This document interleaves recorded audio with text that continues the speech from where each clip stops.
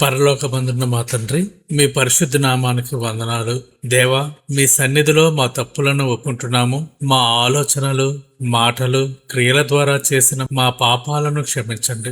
మా హృదయాలను మీ రక్తంతో కడిగి పవిత్రపరచండి. మా జీవితాలను మీ చేతికి అప్పగించుకుంటున్నాము. మీ వాక్యమనే వెలుగులో నడవడానికి, ప్రార్థనలో ఎదగడానికి మీ ఆత్మ నడిపింపునివ్వండి. మా అనుదిన జీవితంలో అనారోగ్యాల నుండి, ప్రమాదాల నుండి మాకు రక్షణ దయచేయండి.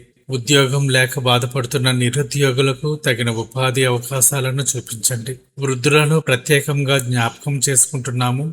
వారి వృద్ధాప్యమందు వారికి కావలసిన బలమును, నెమ్మదిని ప్రసాదించండి. శరీరము బలహీనపడుతున్న సమయంలో వారికి తోడుగా నిలిచి దీర్ఘకాలిక వ్యాధుల నుండి ఉపశమనము దయచేయండి. వారి కుటుంబ సభ్యులు వారిని ప్రేమతో, ఆదరణతో చూసుకునే మంచి మనస్సును కలుగజేయండి. విద్యార్థులను దీవించండి. వారి చదువులలో మీ జ్ఞానమును, జ్ఞాపక శక్తిని ప్రసాదించి తోడుగా ఉండండి. ఈ వీడియో చూస్తున్న ప్రతి బిడ్డను, ప్రార్థనా అవసరాలను పంపిన ప్రతి సబ్స్క్రైబర్ను మీరు జ్ఞాపకం చేసుకోండి. బాధల్లో ఉన్నవారికి ఆదరణను, అనారోగ్యంతో ఉన్నవారికి స్వస్థతను, ఆర్థిక ఇబ్బందుల్లో ఉన్నవారికి మీ సహాయమును దయచేసి వారి ప్రార్థనలకు అద్భుతమైన జవాబు దయచేయండి. లోకంలో ఉన్న అనాథలను, వితంతువులను ఆదరించండి.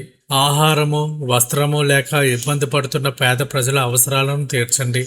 మీ నామము నిమిత్తము హింసలు ఎదుర్కొంటున్న క్రైస్తవ సహోదర సహోదరులకు మీ పరిశుద్ధాత్మ ద్వారా ధైర్యమును, ఆదరణను, సంపూర్ణ రక్షణను కలుగు చేయమని యేసుక్రీస్తు నామంలో అడుగుచున్నాము తండ్రి. ఆమెన్.